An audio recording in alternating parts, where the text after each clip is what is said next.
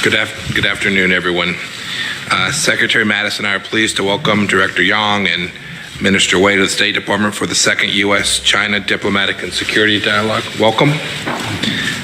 Presidents Trump and Xi launched this dialogue as a venue for candid discussions on issues affecting the U.S.-China relationship, and we advanced these discussions today in preparation for the upcoming meeting between our two leaders at the G20.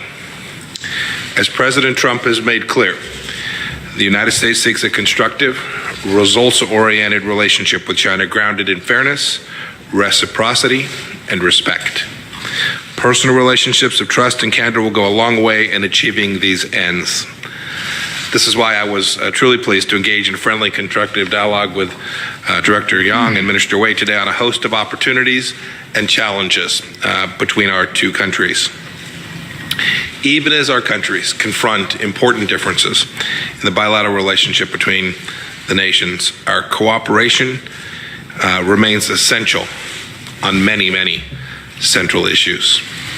For example, I expressed in our meeting today the importance of remaining united in the pursuit of the final, fully verified denuclearization of North Korea, as agreed to by Chairman Kim in Singapore. This means maintaining pressure through the continued strict enforcement of all UN Security Council resolutions. China's cooperation in enforcing those UN Security Council resolutions will help achieve meaningful breakthroughs on this important denuclearization issue.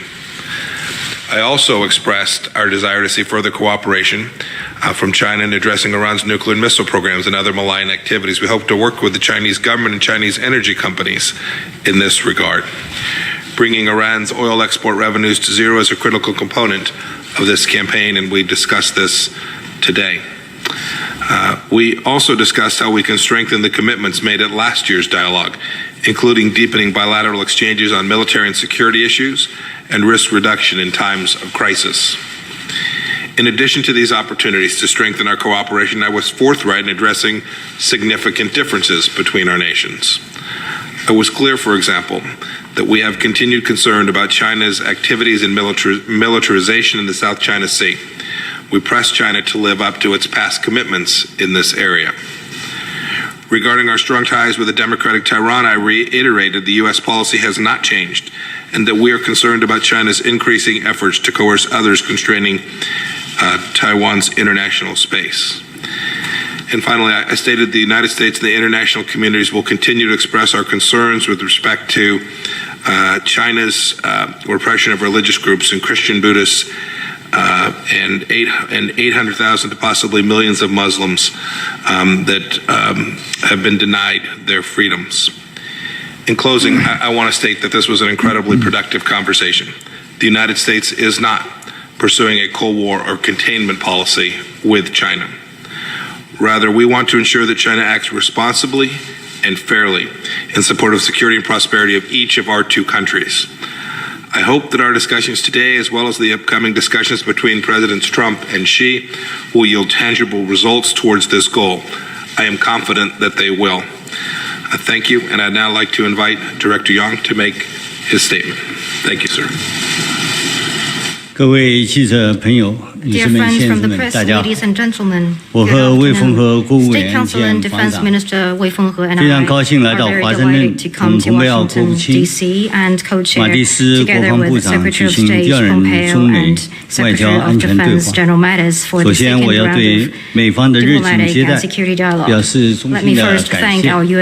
今天上午，我们围绕做好习近平主席和特朗普总统在阿根廷20国集团领导人峰会期间会晤筹备工作进行了深入的讨论，并就中美双面关系以及共同 full communication on China-U.S. bilateral relationship and major international and regional issues of shared interest. The dialogue is candid, constructive, and productive.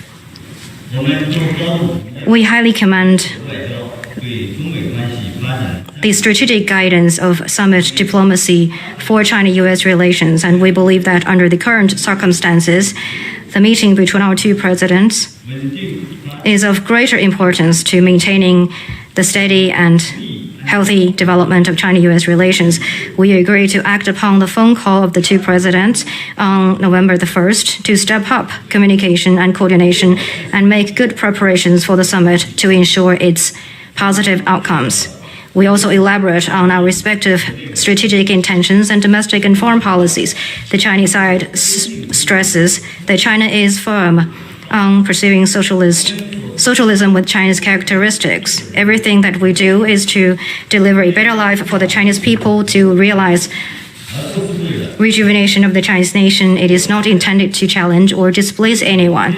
China will stay on the course of reform and opening up and a path of peaceful development, and we're committed to working with other countries for a community with a shared future for mankind. China will remain a contributor to world peace and global development, as well as a defender of the international order. China has all along committed itself to working with the United States for non-confrontation, non-conflict, mutual respect, and win-win outcome, and to make positive contribution to peace, stability, and prosperity in the Asia-Pacific and beyond. We believe that as the top two economies in the world, the largest developing country and developed country, a healthy and steady growth of China-U.S. relations is in the best interest of the two peoples and people of the world. It is also the shared desire of the two peoples. The two sides will follow the direction and principles set out by the two presidents, manage differences with mutual respect, and expand cooperation in a mutually beneficial manner, and work together to pursue a China-U.S. relationship that is characterized by coordination and cooperation. The two sides agreed to handle differences and sensitive issues in a constructive manner. China reaffirmed its position on economic and trade issues. The two sides agree to follow up on the consensus reached by the two presidents in their latest phone call,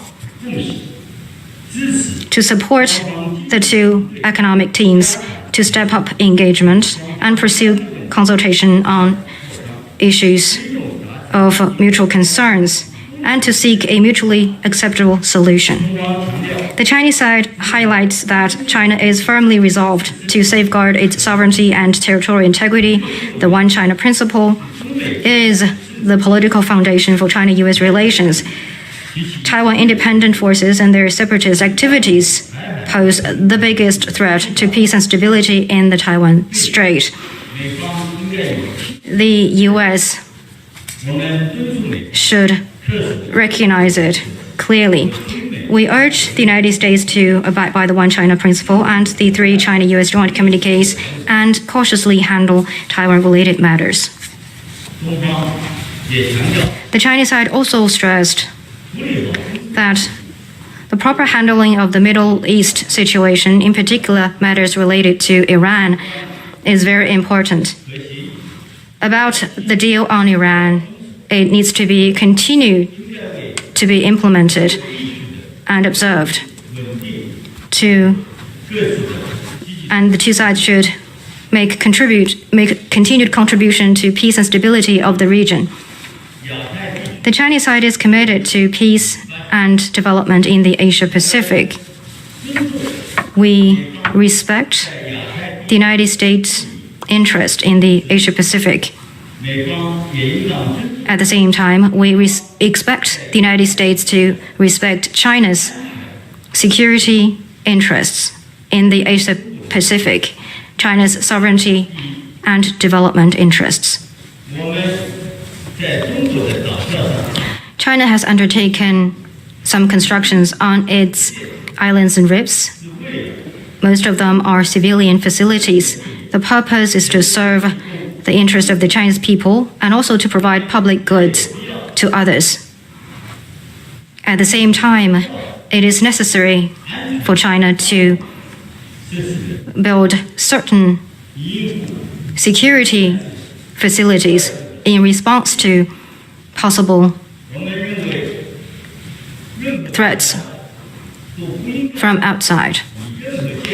We believe that no country should use any excuse to engage in militarization in the region. Actually, to pursue militarization in the region will not only undermine interest of regional countries, but will hurt the countries who take these actions themselves. There is no such a problem of the freedom of navigation and overflight being obstructed. So to use the freedom of navigation and overflight as an excuse to pursue military actions is unjustifiable. China respects human rights, as other countries must do the same. As President Xi points out, there is always room for improvement on human rights. In China, people have the freedom to believe or not believe in religion. They are all Chinese citizens. Their human rights have been fully respected and protected. It is our hope that the United States could respect the fact. All in all,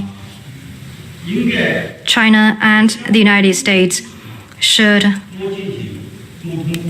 step up communication on the basis of mutual respect and work to handle well its own affairs.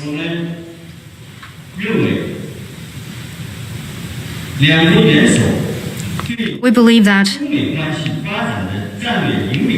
the strategic guidance provided by our two presidents is very important, and we need to follow up on the consensus that they have reached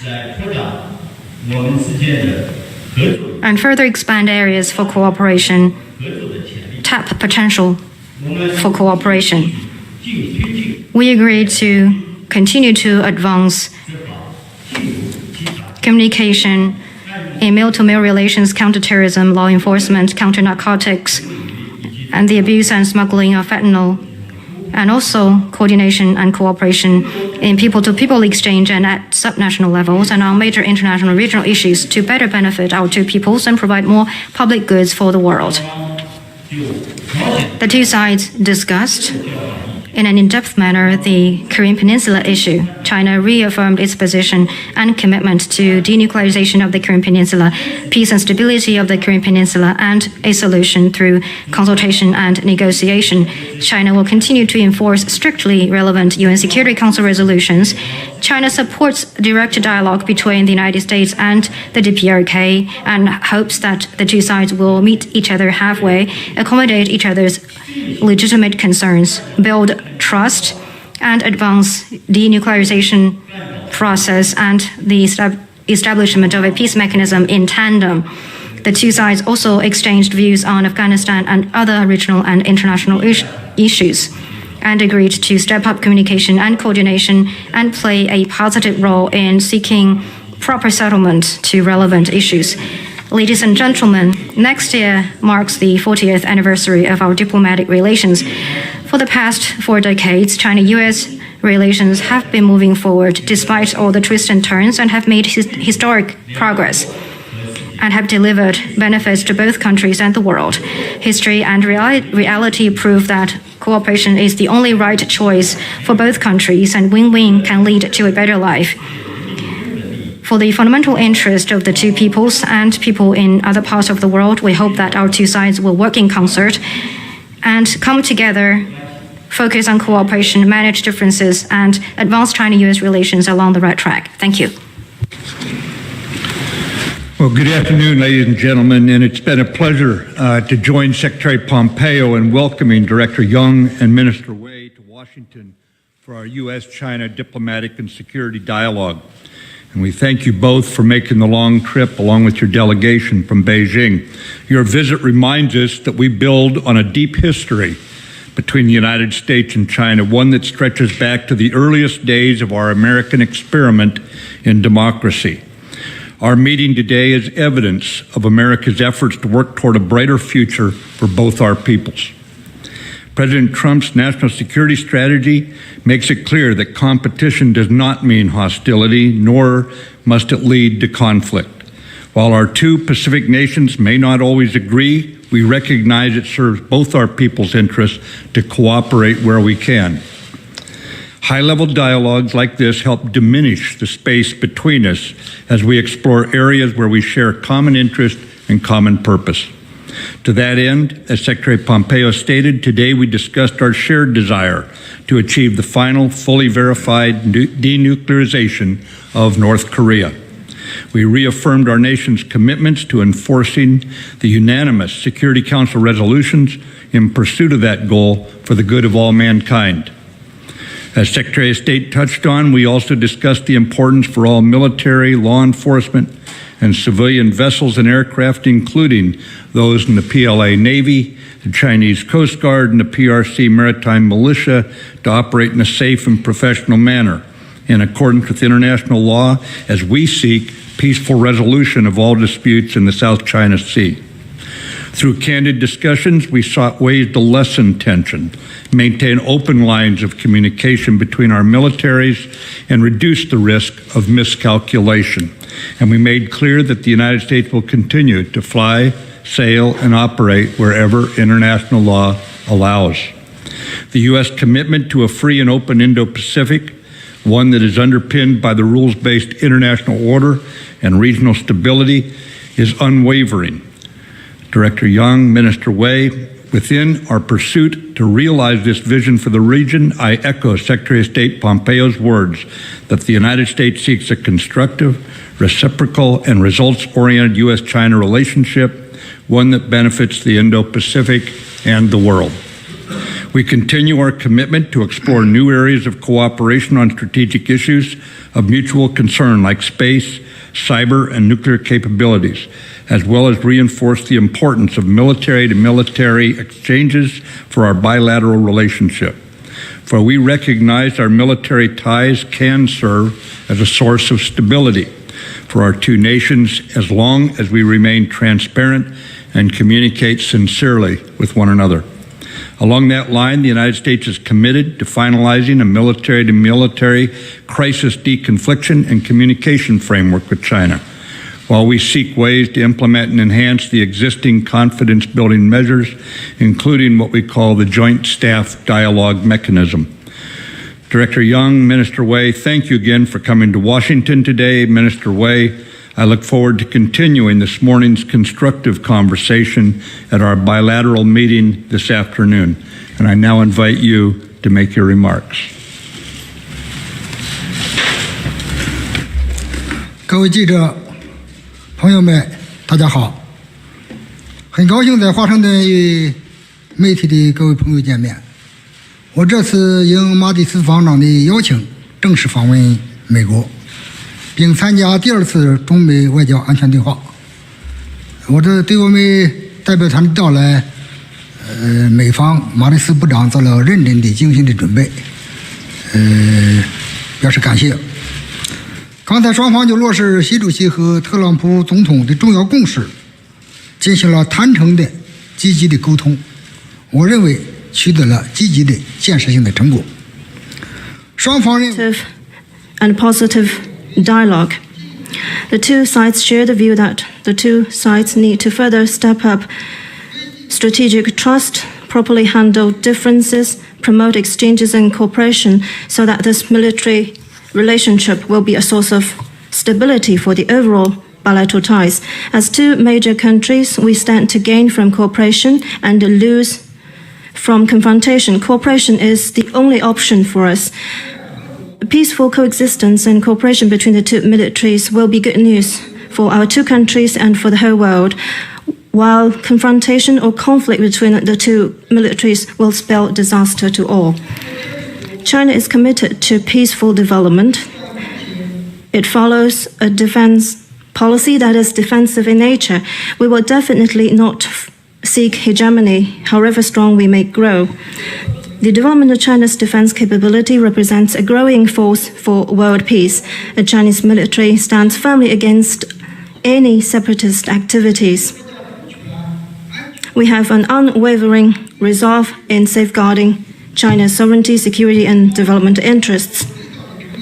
China always approaches its mil-to-mil relationship with the U.S. with utmost sincerity and would likewise expect the U.S. to respect China's core interests and major concerns so that the two sides can work toward the same goal and achieve a relationship defined by no conflict, no confrontation, mutual respect, and win-win cooperation, and contribute our part to peace and stability in our region and beyond.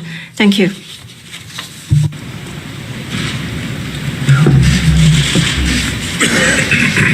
Thank you. We now have time for 4 reporters to ask questions. We will call on reporters, and we ask that each reporter limit their question to 1. For the first question, I'd like to call on the Voice of America, Ms. Nike Ching. Thank you very much. Good morning. Secretary Pompeo and Mattis, on South China Sea, what are specific things the U.S. and China are doing to build a military mechanism to avoid conflict? And if there are operational changes? Mr. Secretary, how were Uyghur and Taiwan issues being discussed during your meeting with the Chinese counterparts?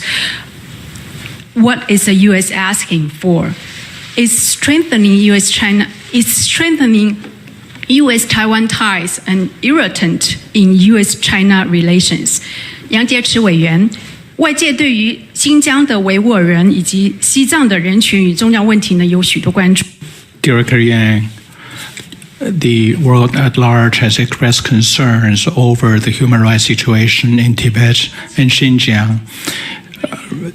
The Chinese government has said it opposes interference into domestic affairs of China, but is China ready to invite and facilitate visits by U.S. officers and officials to visit those areas?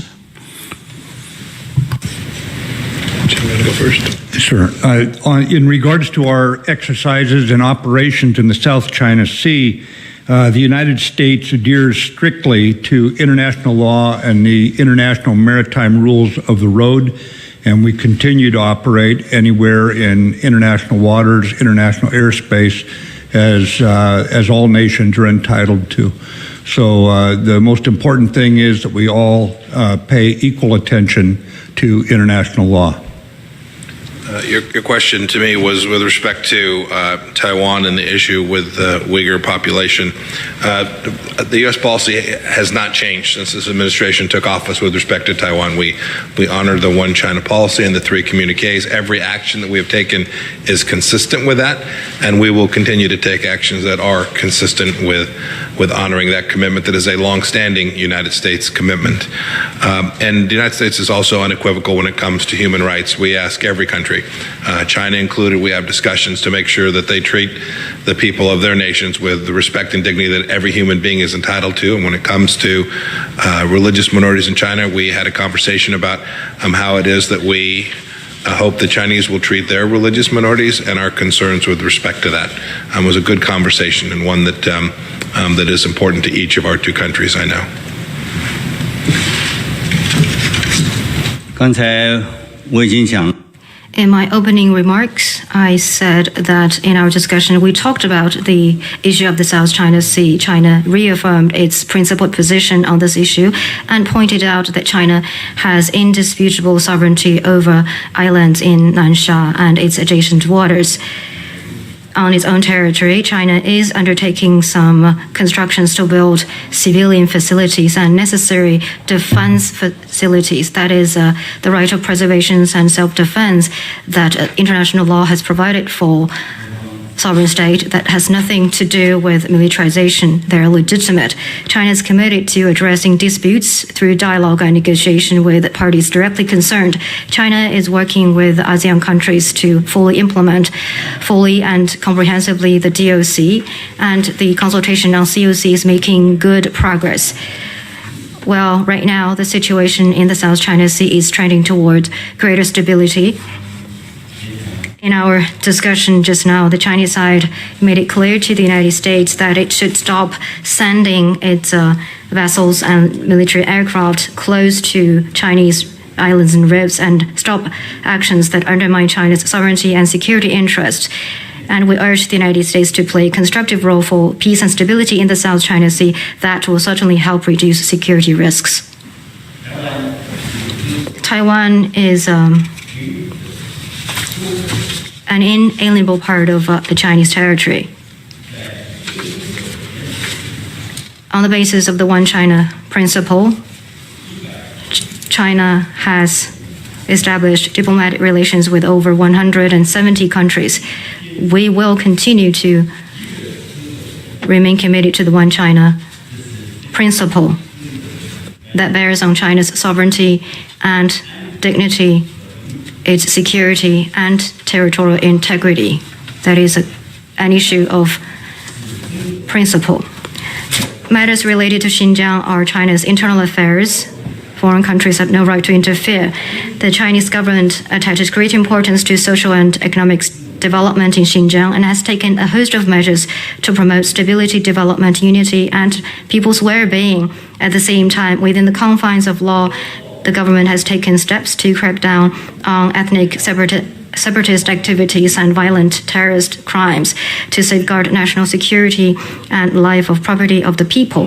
These measures have paid off. Right now, Xinjiang enjoys social stability, its economy is growing with a strong momentum, and ethnic groups are existing with each other in harmony. We hope that the United States could respect the fact and look at relevant matters in an objective light and stop interfering in China's internal affairs. In Tibet, various ethnic minorities are having good relations and their rights and interests are protected. A lot of foreign people have been to Tibet and Xinjiang. Facts are facts. Thank you. Well, Taiwan is an inseparable part from China. This is a position repeated by Director Yang. To achieve reunification is a mission for our party and country. In the oath of allegiance to the U.S., there is this sentence saying, this is a nation under the God indivisible. So it is the same with Taiwan. It is an inalienable part of China. So if this territorial integrity is under threat, we will do it at any cost, just like what the U.S. side had in Civil War. Now I will give the floor to Chinese journalists, one question at one time.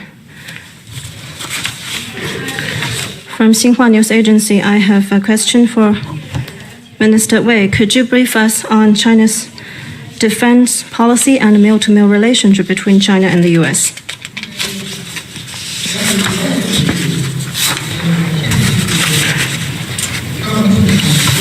Well, President Xi and President Trump attach great importance to mil-to-mil relationship. So in every meeting they always talk about this issue.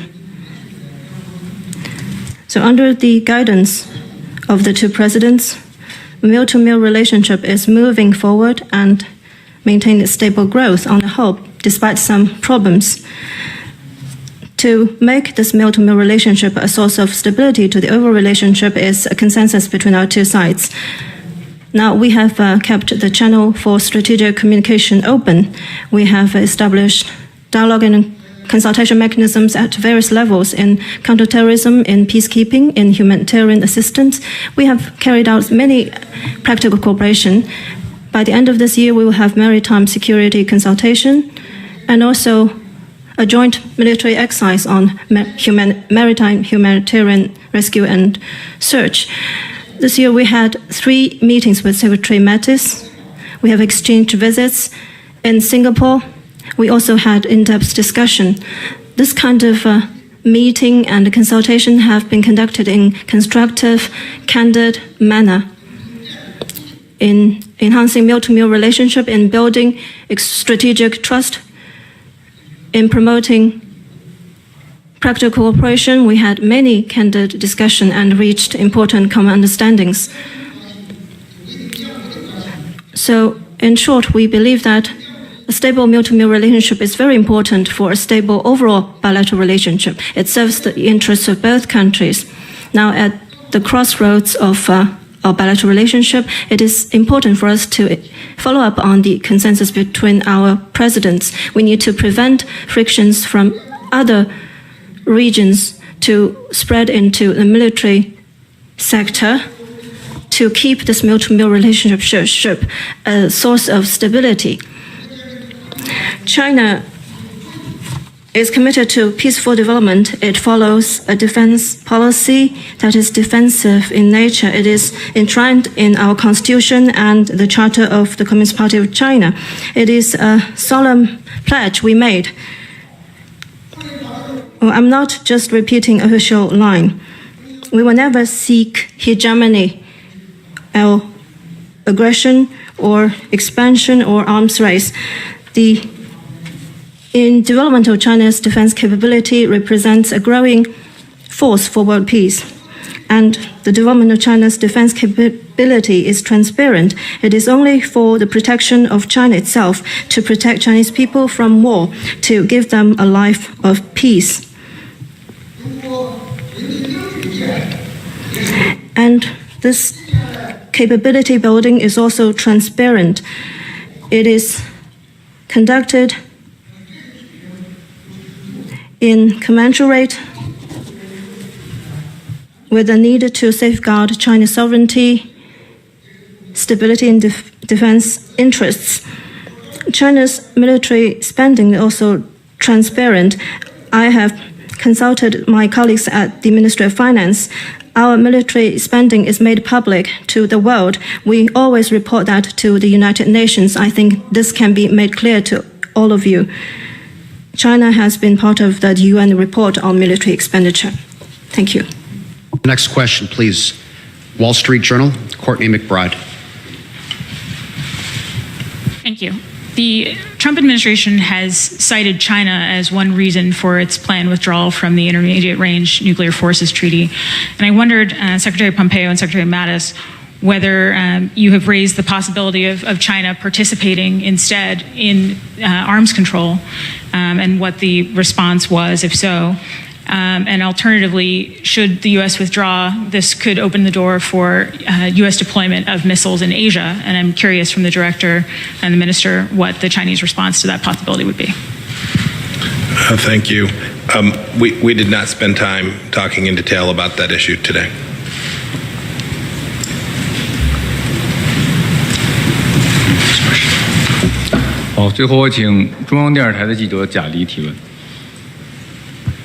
With CCTV.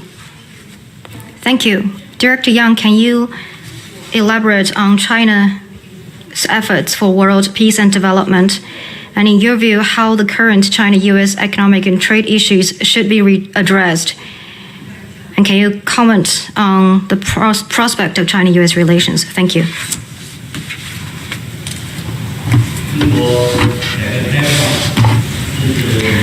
For the past 4 decades of reform and opening up, China has taken 700 million people out of poverty, and the whole nation of nearly 1.4 billion people are enjoying much better lives.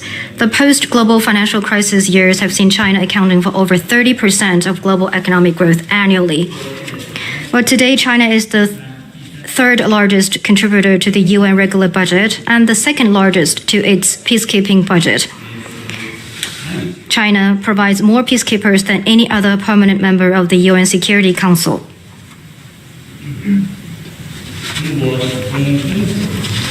China is fully committed to the norms of international relations that are centered on the purposes and principles of the UN Charter, and China is more than ready to develop friendship and cooperation with all countries of the world.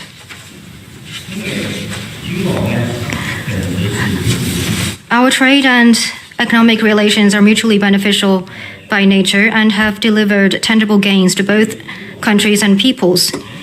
As part and parcel of the global industrial chain, China-US trade and economic relations help allocate resources globally in a more efficient way. Hence, it is critical to the world economy. According to the US-China Business Council, trade and economic relations with China help every American family save $850 annually and create as many as 6 million jobs in this country.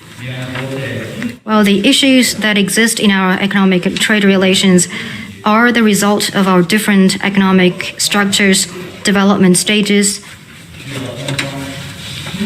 and these issues can be resolved through dialogue and consultation. A trade war, instead of leading to any solution, will only end up hurting both sides and the global economy.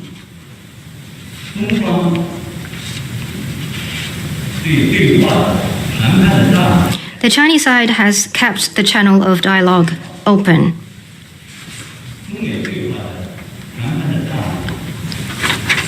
The door to negotiation remains open. And let's not forget how our two sides have successfully navigated through previous rough patches in our economic and trade relations. I hope that our economic teams will follow through on what the President agreed upon in their November the 1st phone call, carry out equal-footed and good faith dialogue and communication, and before long, find a mutually acceptable solution.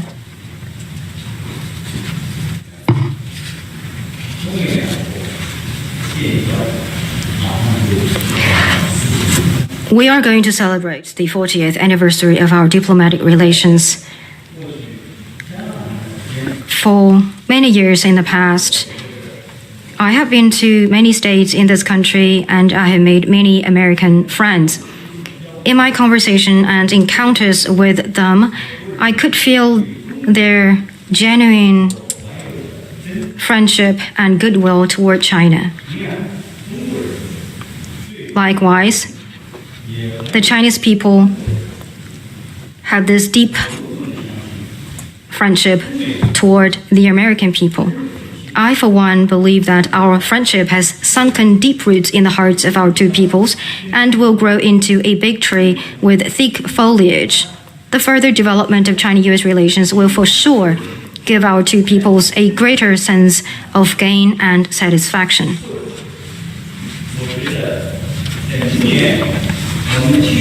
As we mark the 40th anniversary next year, we need to prove with greater progress that the great statesmen from both countries made the right decision to open the door of exchange with each other and to establish diplomatic relations. And that decision is the right one, and that has delivered real, tangible benefits to our two peoples. And I hope that in the next 40 years and longer, with our concerted efforts on the basis of coordination and cooperation, China-US relations will score greater progress and achievements to bring greater benefits to our two peoples and people across the world. Thank you. And with that, our press conference concludes. Thank you to all of our principals. Thank you to all of you. 大家谢谢. Thank you. Good, thank you. Thank you. Thank you. See you in a minute. Thank you. Thank you. Bye-bye. 好，再送。